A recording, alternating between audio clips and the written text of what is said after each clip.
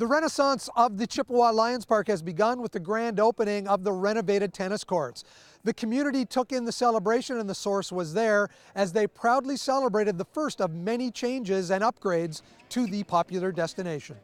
Well, it started out because these courts originally were in such bad shape we had to close them. There were cracks everywhere. They weren't in very good shape. They were unsafe to play, so the Parks Department closed them. Working with the Lions Club and the different partners, the neighborhood, we decided what we needed to do was a total rebuild because of the under drainage situation.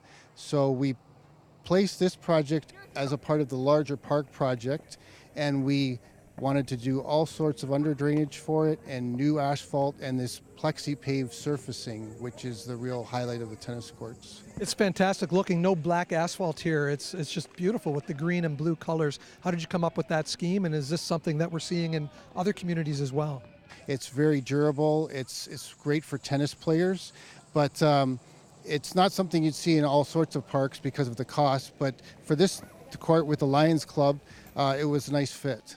As custodians of the park, the Chippawa Lions Club worked closely with the city of Niagara Falls to get the ball rolling.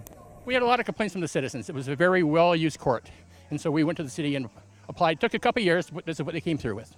And the citizens of Chippawa really enjoyed this park. It's pretty fantastic to finally have something so great that not only veteran tennis players can appreciate, but little kids can see the lines, know where to be on the court, and be able to use this as a stepping stone to maybe what could be their future. And being a lifelong sport, I think it's such a great thing that's implemented into our lives on an everyday basis. The celebration included a hard-fought doubles match with Mayor Jim Diodati going up against Councillor Vic Pietrangelo. Earlier today, I think I stretched the truth and I jumped to conclusions and I pulled something. I'm not really sure what, and I thought I better bring the crutches just in case. But you know what's funny? I used to play a lot when I was in high school, but that was a couple of years ago. And I'm just a slight bit out of practice and a little rusty.